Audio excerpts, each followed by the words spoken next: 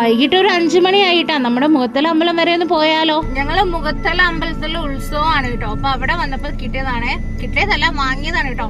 മുളയരി പായസമാണ്. ഇതാണ് മുളയരി, ഇതാണ് കേട്ടോ.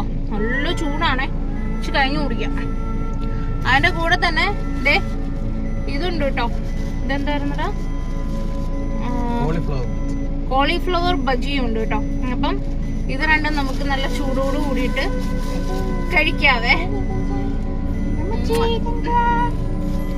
കോളിഫ്ലവർ ബജിയാണ് കേട്ടോ, ഞാൻ കാണിച്ചു തരാവേ.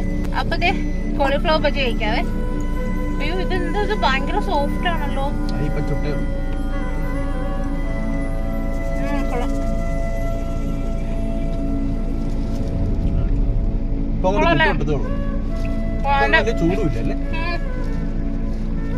അല്ലേലും ഇപ്പോഴത്തെ ഉത്സവ പറമ്പിൽ ഇത് കഴിക്കാൻ ഭയങ്കര ടേസ്റ്റ് കേട്ടോ. ഇത് ദേ മുളയരി പായസാണ്, ഭയങ്കര ചൂടാണ് കേട്ടോ. ഞാൻ ഇത് ഇടയ്ക്കൊക്കെ പണ്ട് കുടിച്ചിട്ടുണ്ട്.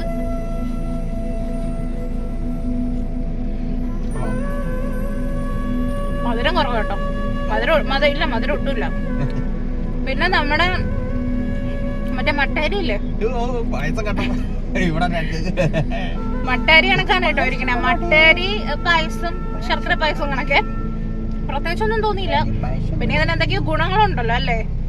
ഇപ്പം ചൂട് മാറിയിട്ട് ഞങ്ങള് കഴിക്കാട്ടോ. അങ്ങോട്ട്